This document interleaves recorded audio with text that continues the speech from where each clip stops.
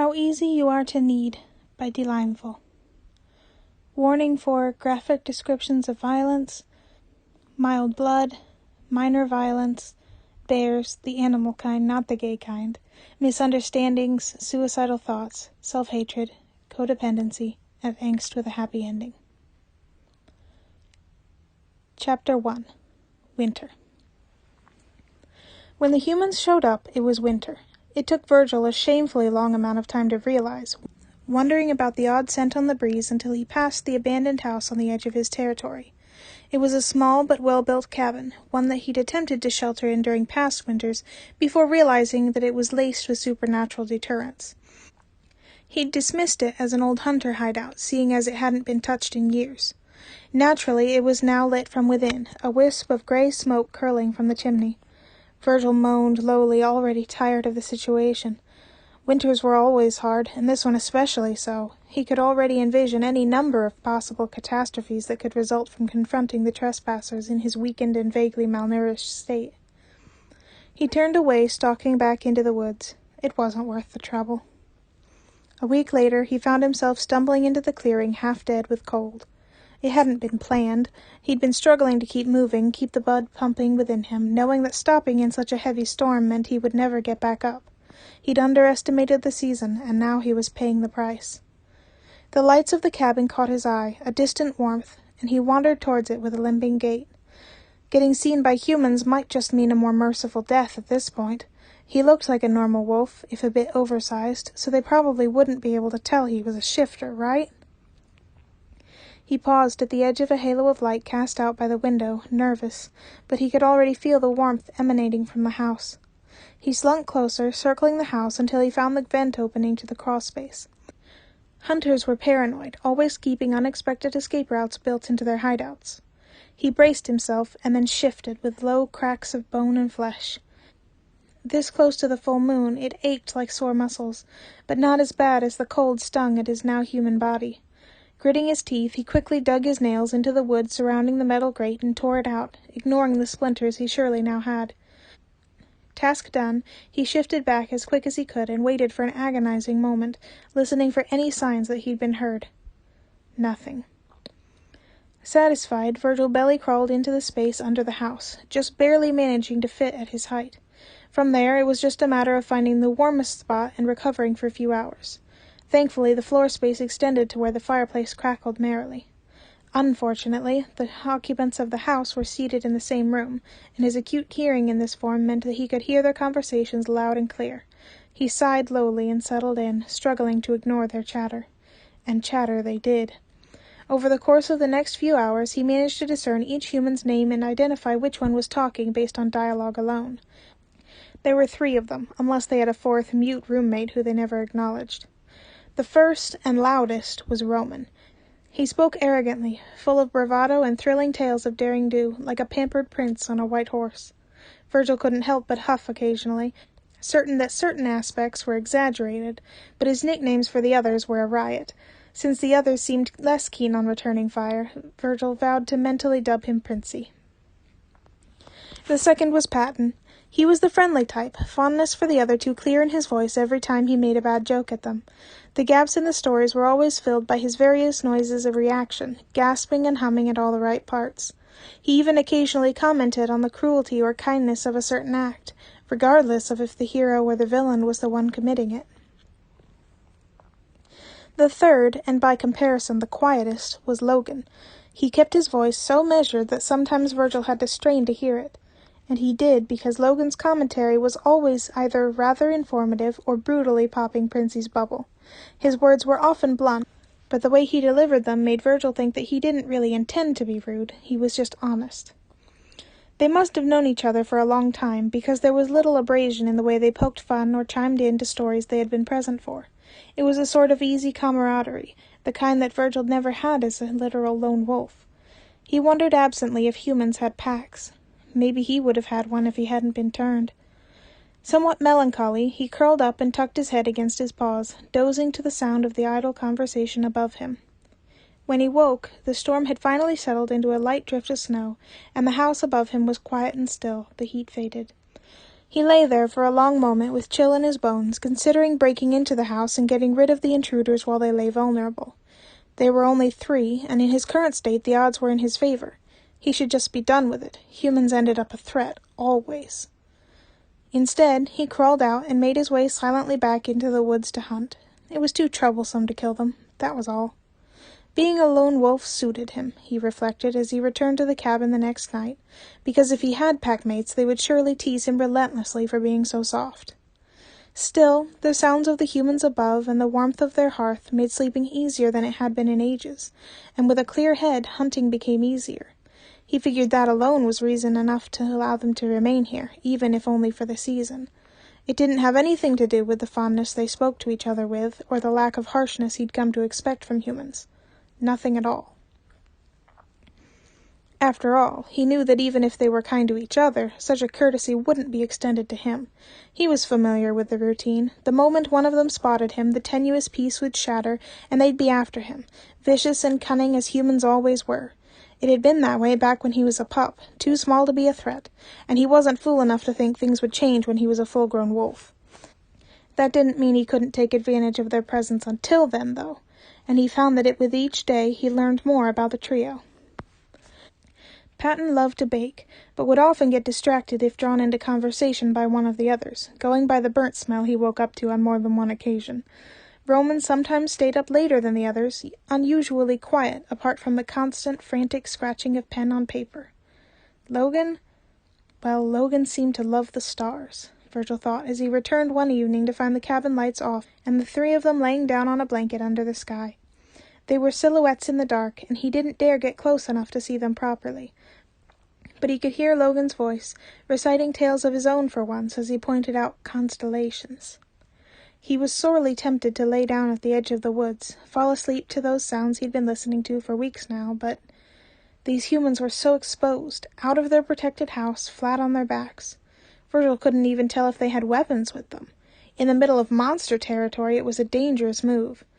It was just for the warmth, he told himself, as he began patrolling the area around the house, scaring off anything that came in range and leaving furrows in the trees to warn that the space was his. The humans didn't have anything to do with it. He held on to this assertion even when the snow began to melt, when he followed Roman from a distance when he went out to hunt, when he stood guard over Patton as he began to till the earth for a garden, when he sat under the stars with Logan and made sure nothing disturbed him. The humans didn't affect him at all, until he found himself the only thing between them and the overgrown magic-sick grizzly outside their home. "Is that a wolf?" Roman cried out behind him, as he snapped and snarled at the bear, hackles raised.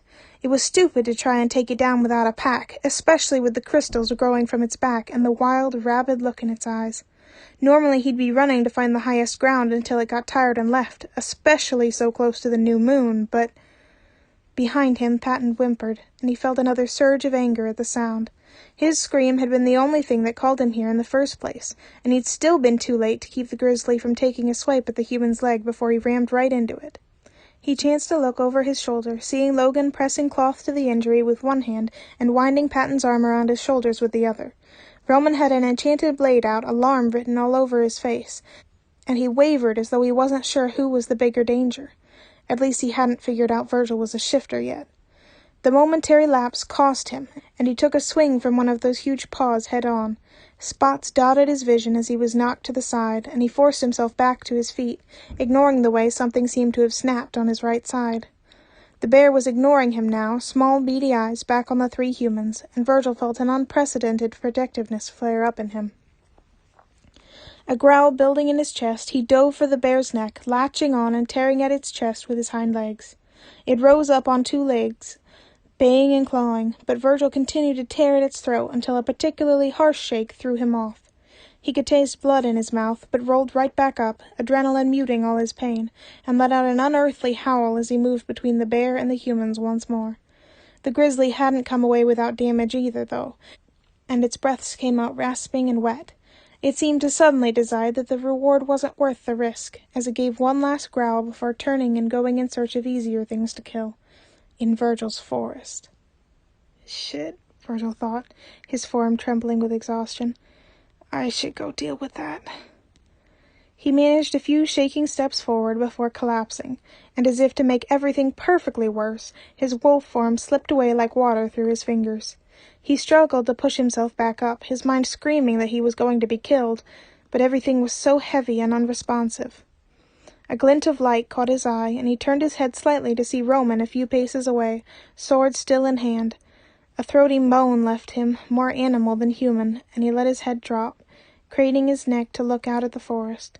If he was going to be killed, he didn't want to be looking at the damn human who did it. A footstep crunched behind him, and then the last of his adrenaline drained away, and the pain hit, dragging him into blissful unconsciousness.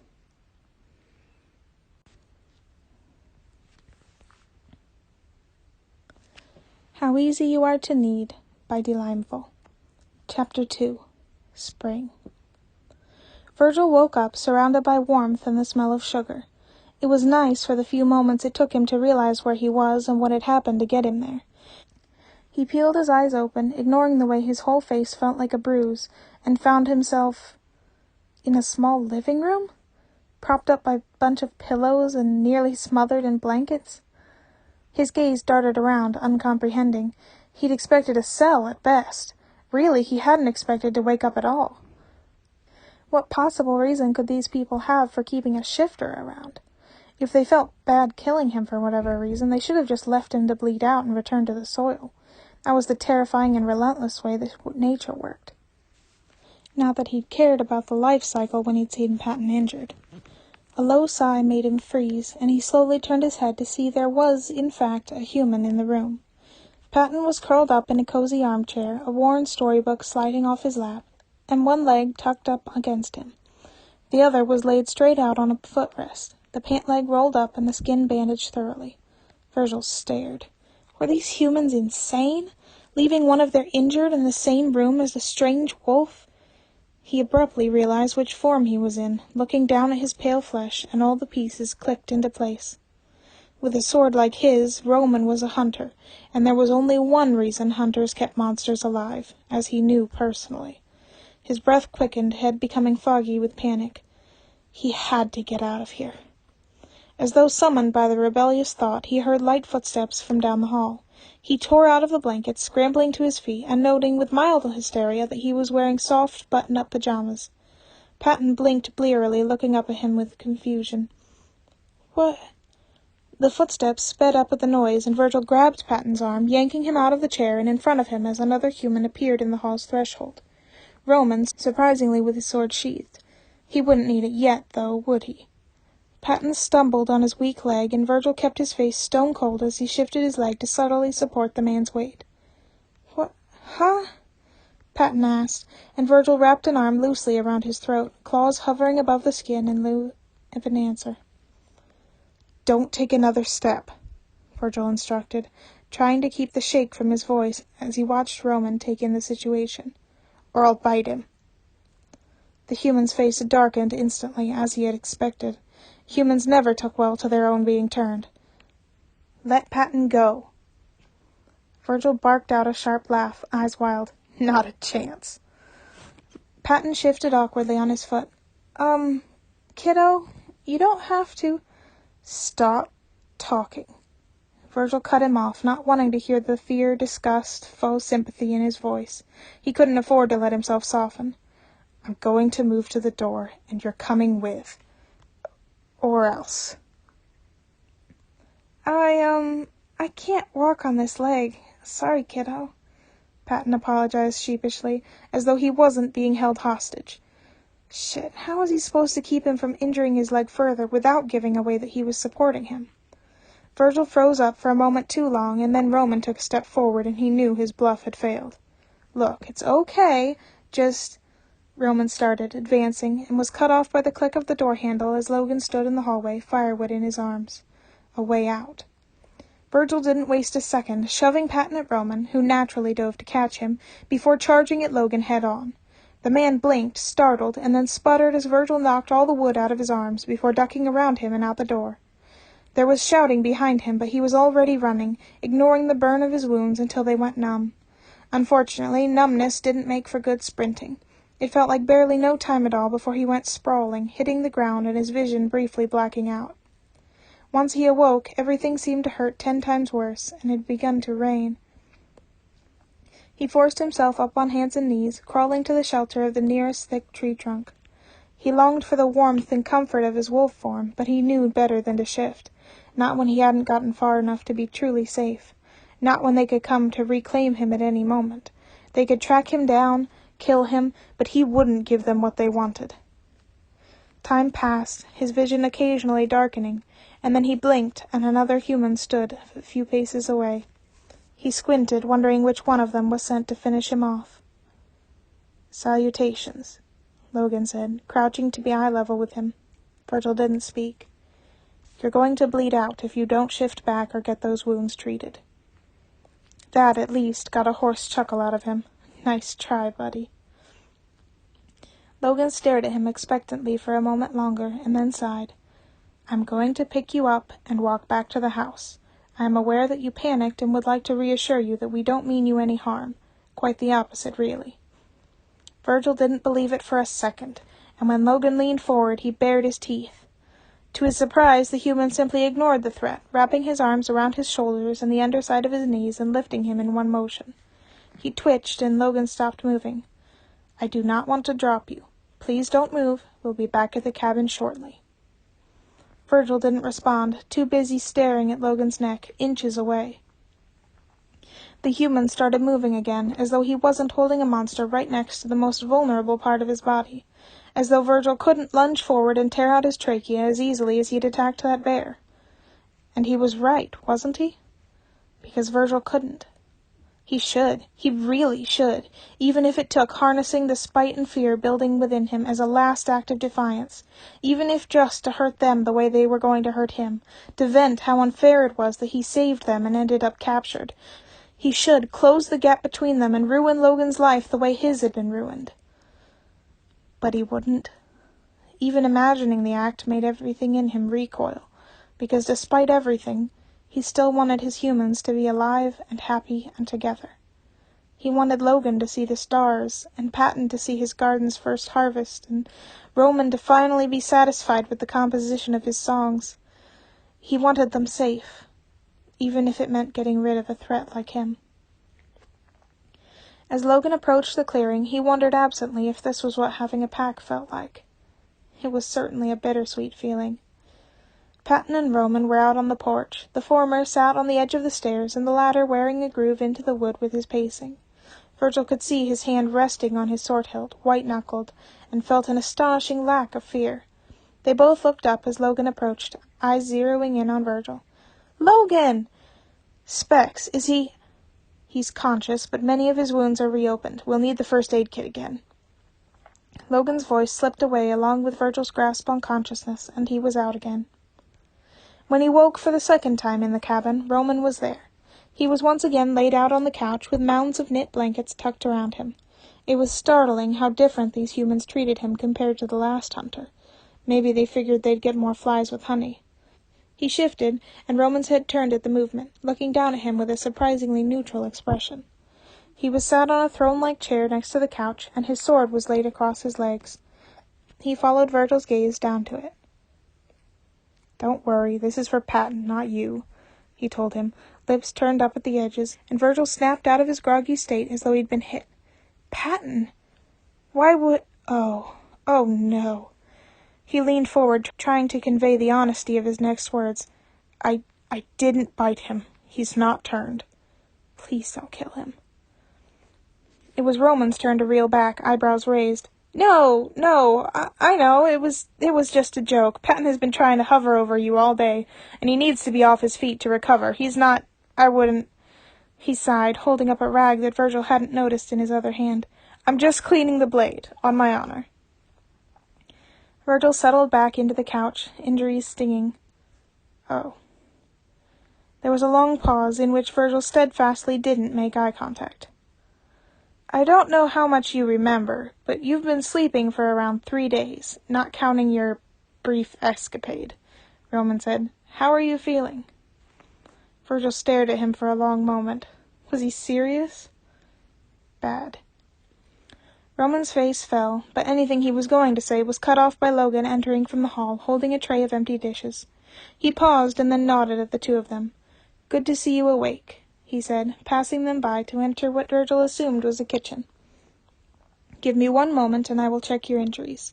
And Roman, please stop indulging in your self-soothing mechanisms. You're making our guest uneasy." Roman grumbled, but finished wiping down the blade and sheathed it as a light clinking sounded from the kitchen. Logan returned a moment later, small kit in hand. Virgil eyed it warily, already dreading what he knew was to come. One checkup later, he was left fairly confused. Logan packed the unused bandages and antiseptic back into the small box, saying something about Patton wanting to visit, apparently satisfied with just tending to Virgil's wounds. He hadn't taken anything from him. Not blood, or hair, or teeth. There was no way Logan, who had mentioned complex magical theories several times in the past, didn't know about the powerful properties of shifters' bodies. He exhaled heavily, some of the stress leaving him. They were just in it for the biggest prize, then. That was good. Better than he'd expected from humans. It meant he had time. It was just after the new moon, so he had some time before the full moon hit and he was forced to transform. They'd try to get him to transform earlier, he was sure, since they were probably as unhappy about a shifter in their house as he was unhappy to be captured. Still, he was nothing if not stubborn enough to resist whatever they threw at him. If they wanted his pelt, they were going to have to wait him out.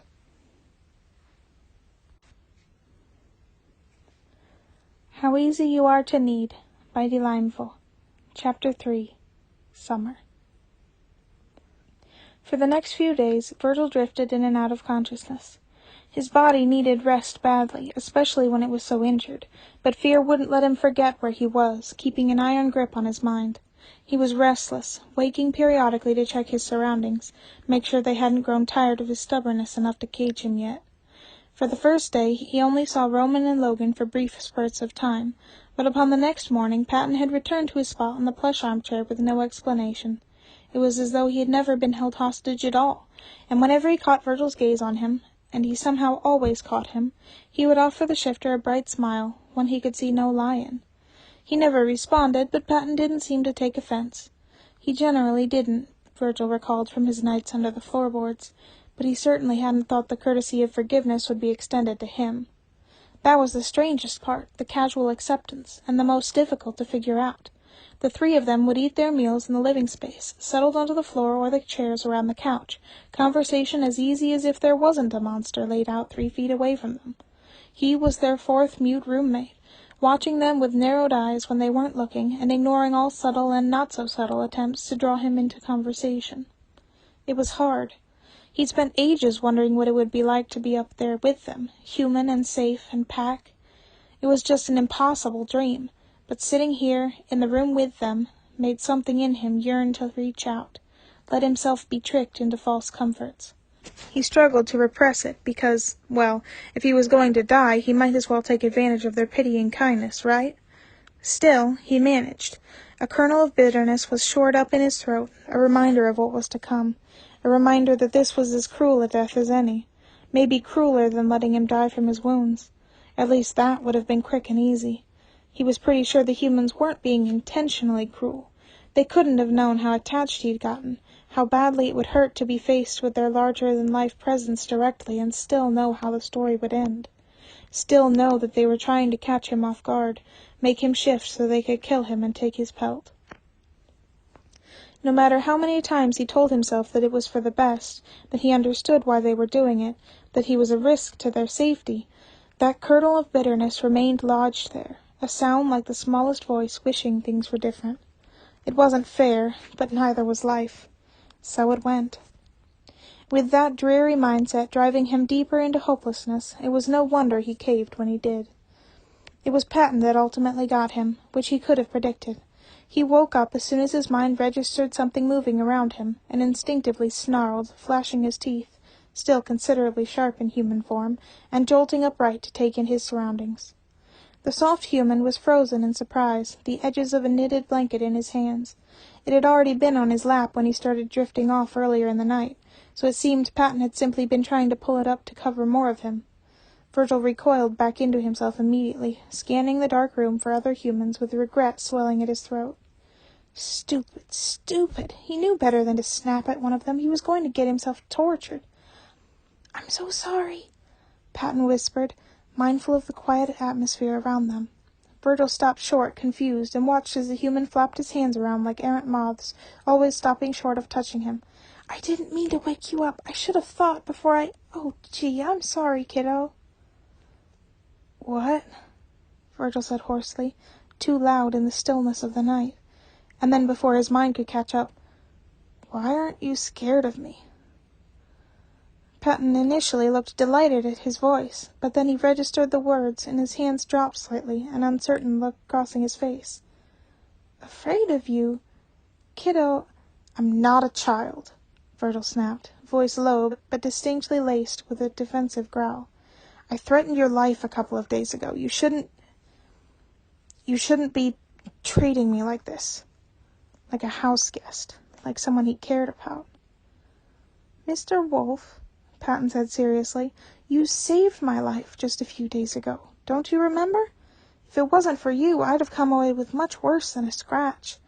It wouldn't be very nice of me to treat you badly now, would it? Virgil blinked, thrown. Was that a pun?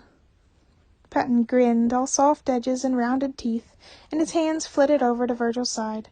The shifter tensed, but all that happened was those hands tucking the blanket back against him gently, and retreating as swiftly as they came.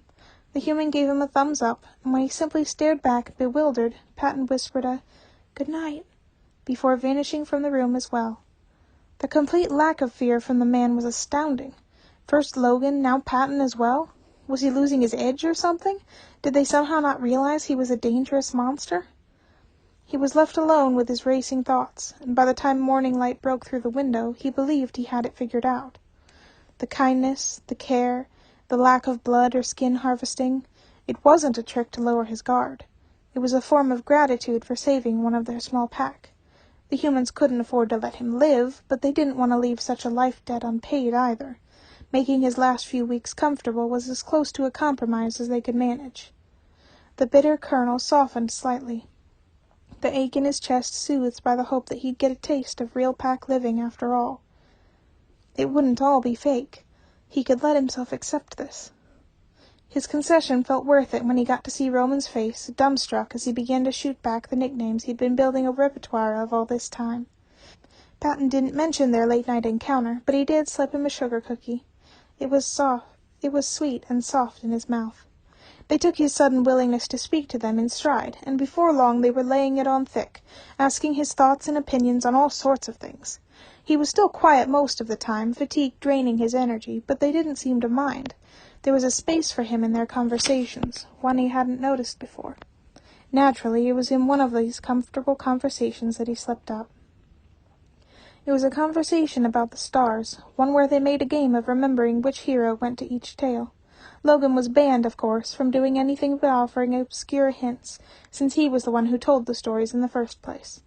Roman and Patton went back and forth, racing to remember this or that name, until Logan described a specific myth that had them both stumped. They were bringing up and discarding all sorts of options, and Virgil felt a stirring of familiarity, the tip of his tongue poking out of his mouth as he focused on just recalling Andromeda. Virgil muttered to himself, pleased that he'd managed to remember the name of one of his favorite constellations. That's correct, Logan said, and he looked up, startled to find the three humans looking at him. I didn't know you pursued knowledge about the stars. Dark and gloomy, you could have been playing properly with us this whole time? Roman cried, aghast. I didn't. It was just a coincidence. I don't know anything about stars. Virgil hurried to correct them, and then followed it up with, I just overheard Logan mention it. Coincidence. The humans all went still for a moment, like a hunter spotting prey, and Virgil felt the first stirrings of panic in his chest as Logan adjusted his glasses. Falsehood. I have not had time to regale anyone with the mythology behind Greek constellations since the bear attack. I assume you heard me outdoors at some point prior to that, then? Virgil gave his guilt away by stiffening up, teeth clenching and adrenaline coursing through him, but his racing thoughts were promptly interrupted by Logan turning his head to Roman, smug. Pay up. Roman groaned loudly, and Virgil snapped his head to the side to watch as he forked over a handful of cash. Huh? "Sorry, Mr. Wolf," Patton said, sheepish as he passed over his own currency. "We've sort of been maybe trying to figure you out a little, and Logan put his money on you hanging around us for a while before the bear incident." That hadn't been what he'd expected. What did Roman bet on? "I completely reasonably guessed that you were the bear's destined rival, and you were so sulky for the first few days because you desperately wanted to get back to your passionate battle of broken bonds," Roman defended with wide gestures for emphasis. "I never seen that bear before in my life." A startled laugh escaped him without his input, and Roman flushed pink. "Hey!" Virgil turned to Patton, raising an eyebrow in silent question. "My guardian angel," Patton informed him brightly, then paused. "Or guardian wolf, I guess? Either way, the point is, you were heaven sent in my time of need." Not likely." Now Virgil was the one blushing, and Roman snorted with laughter at his expense. Logan stood, drawing attention to himself. "My theory was based on significant circumstantial evidence, including the markings you left near our cabin, the familiarity you have shown with us and our peculiarities, as well as Patton and Roman's feelings of being watched." Virgil winced at that last one. Guess he wasn't as subtle as he'd thought. Roman complained about not sharing vital evidence with the rest of the class, and Logan steadfastly ignored him. "Whatever your reasoning," Logan continued, "I wish to thank you properly for saving Patton and helping us. You didn't have to, and it came at a great cost to you." The other two humans quieted, looking to him with their strange expressions. Pity? Gratitude? Expectation? He couldn't make it out, especially not as flustered as he was at that moment. What was he supposed to say to a heartfelt thank you like that? Totally no problem? Of course it had been a problem. Patton could have died, and also now he was stuck here till he was killed. The silence was dragging on too long. Shit, just say something. "Yeah, sure," he finally choked out, eyes darting everywhere but their faces. They shared small smiles with each other, returning to their game without mocking him or being irritated with his inability to behave normally. He felt a swell of that heart-squeezing affection again, and before he could talk himself out of it, he spoke. "Virgil." They all looked over, and Roman spoke first, a little confused. "I'm pretty sure this one is Gemini, J. Delightful." "No, I'm Virgil." He averted his gaze as Patton's eyes grew round as saucers. "I know all your names, so it only seems fair." "It's lovely to finally meet you, Virgil," Logan said, and the other two took the opportunity to add their own greetings, trying his name out on their tongues with glee. It was the first time he'd ever shared his name with a human. Somehow, he couldn't find it in himself to regret it.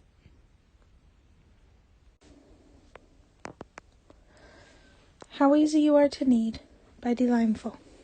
Chapter 4. Fall. The humans began to get antsy as it grew closer and closer to the full moon. Virgil couldn't see the night sky from the living room, so he wasn't sure exactly how round the moon was, but he was a werewolf, and his body knew what his mind didn't. He spent more time curled up in the heavier blankets, trying to ignore the bone-deep ache that radiated through him, increasing with every day he didn't shift. Still, he stubbornly held on to his human form, not wanting to relinquish the easy camaraderie and relaxing days he'd had with his humans, even if they were terrible at hiding their weird behavior from him. His hearing was enhanced even in human form, so there was no way he could miss the muttered arguments Logan and Roman would have in the kitchen, though they spoke in vague enough terms that he often felt completely lost regardless. He knew he was the source of their anxieties, though, just from the way they looked at him when they thought he wasn't paying attention. The snatches of whispered conversations with his name in them, the occasional hesitance Logan displayed while checking on his wounds. He was healing fast under their care, and wondered if maybe they worried he was going to fight back when the time came. The thought was ridiculous. Hadn't they already realized that Virgil was hopelessly attached? Still, now that he was well enough to walk around without tearing any stitches, he spent a lot of time wandering after one of the three as they went about their daily tasks. A blanket draped over his shoulders to fight off the phantom chills he got from being without a proper pelt. They took to having a shadow well, for the most part. Patton would ask him for help planting the spring tulips and teach him how to carefully handle the sprouts. Logan would steadfastly shoot down any of Virgil's attempts to help with household chores, and Roman... Well, any time Virgil followed Roman outside, the dramatic human suddenly found something else indoors that urgently needed doing. He also spent a lot of time clutching at the empty scabbard at his hip, so it didn't take long for Virgil to connect the dots. "You can practice with that thing, you know," he eventually said, startling Roman from his longing window-gazing. "Huh?" Roman managed intelligently. Virgil snorted at him. "Your sword? You haven't touched it since my first few days here." It had been unsettling at the beginning, to be honest. He'd never known a hunter to part with a weapon willingly, especially not around a monster. Roman was taken aback for a moment. "Well, it just seemed to make you upset, didn't it? It's fine. My skills are as sharp as ever." He flashed an arrogant smile. He hadn't wanted Virgil to feel threatened during these comfortable weeks, since his humans were ridiculous and kind in the strangest ways, and now he probably didn't want to remind Virgil about how these weeks would inevitably end. "Hey," Virgil said, drawing Roman's attention back. "It's fine. I know I don't have anything to fear from that blade. Certainly not in this form." Roman blinked at him, stunned, and then he smiled again, this one real and soft and resplendent, before jumping to his feet and going to grab his sword. Virgil sat down heavily on the couch, a small grin on his own face, and watched him run through stances and drills for the rest of the afternoon. The next time he saw that sword, it was the evening before the full moon. He'd been peripherally aware of the growing tension between his humans, but as the week progressed, he couldn't drag his attention away from the pain eating at his bones long enough to care. He'd stopped venturing outside, instead staying huddled on the couch and sleeping through most of the day, the way he had back when he'd been too injured to stand. Patton spent some days with him, and the others drawn away to argue with the other two. It was frankly a miracle that Roman stepping into the room managed to catch his attention at all with how terrible he felt. His gaze flickered between Roman's tense expression and the sword at his side, and he realized that despite his best efforts, his time was probably up. "Roman?" he asked anyways, voice rough from sleep. "Hey, Virg," he said, and sat down on the edge of the couch in lieu of answering Virgil's unspoken question. They sat in silence for a moment, and then a moment later heavy footsteps heralded Patton's arrival. He was holding the broom he used to sweep the porch menacingly, and his glare made Virgil shrink despite it being directed solely at Roman. "I thought we agreed we would all talk to Virgil about this together," he said in his "I'm disappointed in you" voice. Roman held his hands up in defense. "I'm just sitting here. I wasn't going to say anything until you guys got back. Promise," he insisted, leaving Virgil to look between the two of them with mild confusion and the beginnings of worry. "Talk to me about what? Was something wrong?" They both grew quiet, sharing a loaded glance, and Logan took the opportunity to appear in the hallway, adjusting his glasses with a frown at them both. "We wish to speak with you about the approaching full moon, though I am sure you've heard us bickering over the matter in the past few days." Virgil nodded, feeling his heart begin to pound. That was what they had been arguing about? "Sorry about that, Virgil." Patton grimaced apologetically, coming closer to rest a hand on Virgil's shoulder. Virgil shrugged, and Roman shifted on his other side. "So, since we can't exactly put this off much longer, what would you prefer, Virgil? Staying inside, here, or outside?" he asked, moving to stand and pace. Virgil looked up at him, processing the offer. Well, shucks. He was kind of flattered they were dedicated enough to the concept of his comfort to let him get his death blood all over their house. Unless they had a secret basement to use or something. Either way, he wasn't going to take them up on the offer. He wanted to see the forest that had been his home for so long before he died. Outside," he finally responded, and then winced when Patton's face fell. "Are you sure, Virg? It'll be cold and dark and—" "Patton," Logan cut in, not unkindly. "We decided we'd listen to what Virgil wanted, right?" His softest human sniffled. "Right." Virgil felt another wave of pain roll through him, and stiffly began untangling himself from the couch to stand. "I think we should probably do this now." "Now?" Roman squeaked in an embarrassingly high pitch. Patton seemed to agree, and even Logan looked reluctant. It was kind of heartwarming. It seemed like maybe they'd gotten a little attached, too. Still, yeah, now, Virgil sighed regretfully. "I don't think I can hold this for much longer." They couldn't argue with that, and he led the way out of the house, stepping off of the porch and onto the solid dirt. Regretfully, he shrugged off the blanket around his shoulders and handed it over to a tearful Patton. Roman stepped forward, hands tapping out a nervous pattern on the hilt of his sword. Okay, so what do we need to do? Should we be prepared for your wolf form to attack, or... Nah, Virgil shook his head. If he could have found it in himself to attack them to save his own skin, he would have bitten Logan all those weeks ago. Besides, even if he did successfully run away, the idea of returning to his lonely haunting of the forest, dodging his humans' attempts to catch him, being alone again, it wasn't likely he'd survive long there, either. He glanced away from the forest, turning to see Roman's brow furrowed. It was strange, wanting to comfort a hunter instead of being afraid of them. He was strange, bonding to humans. It was no wonder he was going to die. Don't worry. He gave Roman his best attempt at a wry smile, exhaling nervously. I get it. I won't make things difficult for you. On my honor, he added, remembering the phrase Roman used so often in his tales. What? Roman asked, but Virgil had already released his white-knuckled grip on his human form, and fell to all fours as his bones began to crack and shift painfully. He couldn't help but let out a whine. He'd really held the shift back for way too long. After a moment, the shift was finished, and the sense of utter wrongness under his skin finally abated. He let himself stay in a heap of wolf for a moment, panting from exertion.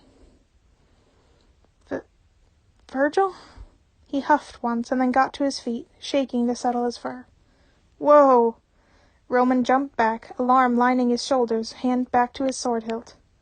Understandable. He was a lot bigger in this form, more so than even a normal wolf. He ducked his head slightly, trying to look a bit shorter.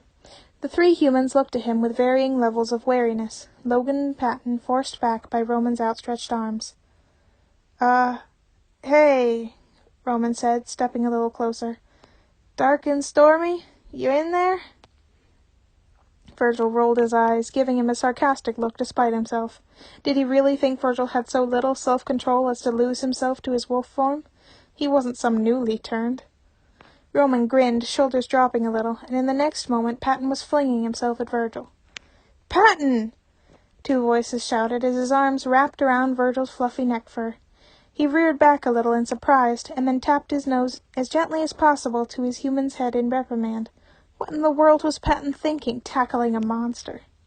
Sorry, Patton said, drawing back sheepishly. I just got overexcited.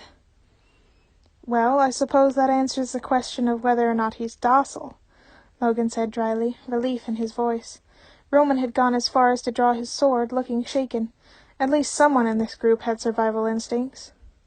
Virgil snorted and then laid down, his heart racing in his throat as though in protest. He'd promised Roman that he'd make things easy. He could at least do that for his strange, confusing humans. He dipped his head at Roman in a mockery of a nod, and then settled between his paws, trusting that it would be quick. Virgil? What are you doing there, buddy? Or not. He sighed through his nose. Did they really think he hadn't figured it out by now? He wasn't an idiot. The irritation he felt was almost enough of a distraction to prevent him from trembling as he rolled to the side, letting his underside show and his head roll back to expose his neck. Almost. Everything in him screamed against such a vulnerable move, but he was tired of fighting. There was a sharp intake of breath above him, and his ears flicked at the sound of Roman's voice. Logan, I need you to tell me that he's not doing what I think he's doing.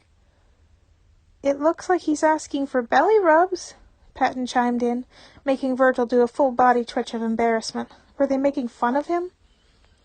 His body language is much too negative for that to be the reason, Logan said, proving himself once again the quick-witted one.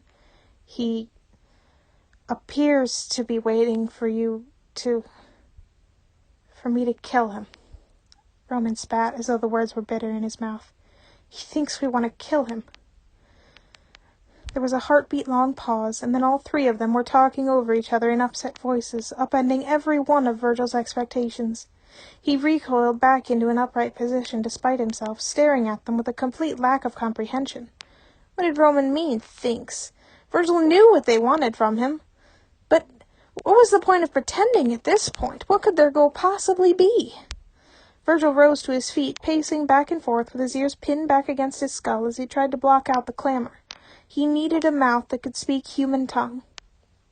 Too panicked to care about the pain, he forced himself back into a human form, ignoring the extra appendages that lingered due to his half-hearted shift. "What are you trying to pull?" They quieted as his frantic question, and Logan was the one to regain himself first. "Virgil, we don't want to kill you." "What?" Virgil cut him off, bewildered. "Yes, you do." "No, we don't," Logan rebutted weakly, looking confused at Virgil certainly. "Why would we want to—" "I know you know how magecraft works," Virgil said, narrowing his eyes. "The magical properties of a werewolf pelt are coveted by anyone who knows anything about magic. The potential uses of your skin?" Logan retorted, as though the very idea was ridiculous. Virgil knew otherwise. "Yes? Is it so hard to believe I figure you'd at least get some use out of my corpse? It'd be better—" He bit his tongue on the rest of the sentence. "Is it so hard to believe that maybe we didn't want to kill you at all?" Logan asked, voice icy. "That we aren't monsters who would kill someone who had saved us?" "You're not monsters," Virgil said, voice sharp. "I don't think you want to kill me. Not anymore. But I'm an actual monster. And trust me, I know how humans operate. It's not safe for you to leave me alive, so you won't." Logan stared at him, seemingly stunned into silence, and Virgil nodded, glad to have made him understand. Unfortunately, that meant there was nothing to stop Roman from approaching, sword in hand. Virgil forgot himself and flinched back automatically, ears flattening and eyes closing, and heard a snicked noise. Blade sinking into flesh. But why didn't he feel any pain? He opened his eyes to see the sword driven into the hard dirt almost up to its hilt, and Roman grabbed his hands, ignoring the sharp, inhuman claws, to look at him earnestly. "Listen to me, Virgil. Really listen, okay? We don't want to kill you. We aren't like hunters. You aren't dangerous to us just because you're not human." He leaned in to bump heads with him, and Virgil was astonished to see that he was near tears. "You're our friend, you stupid asshole!" Virgil blinked at him. What? In the next second, he was slammed into a hug at full force by Patton, who was shaking with silent sobs, occasionally getting a word or two of garbled nonsense out. He hesitantly wrapped his arms around the human, noting the smell of baked goods on him a little hysterically. "Virgil." Logan crouched next to him, completing the huddle of humans around him. Virgil looked up at him helplessly, Patton still attached to him like a very upset limpet. "It's late. And you clearly need time to process what we've said, and vice versa. Please, let's rest for now." Seeing as he could barely put two thoughts together at the moment, it was a good idea. He nodded, though the thought of forcing his human form for another night was enough to make him wince. Logan sagged slightly in relief, and then pulled Roman to his feet and carefully detangled an unwilling Patton from him, soothing him with a few whispered words. When Logan started to get up, however, Logan motioned him back down. "Shift on the ground, Virg. It will keep you from placing undue stress on your bones as a quadruped." "Shift?" Virgil echoed dumbly. "Yes, shift," Logan responded, raising an eyebrow. "I won't have you spending the night in a form that pains you to maintain, though I hope you'll explain the mechanics of that to me later. For now, the living room is big enough to hold all of us, even with you at your largest." "Blanket fort," Roman said solemnly, and Patton brightened slightly, still wiping at his face. An hour later, settled into a nest of pillows and blankets, and surrounded by his humans, each one resting a hand on his fur as though afraid he'd somehow vanish, Virgil was drifting off into the first peaceful sleep he'd had in months. Things weren't fixed, wouldn't be for a while, but at the moment, he was surrounded by his pack, and warmer than he'd ever felt before.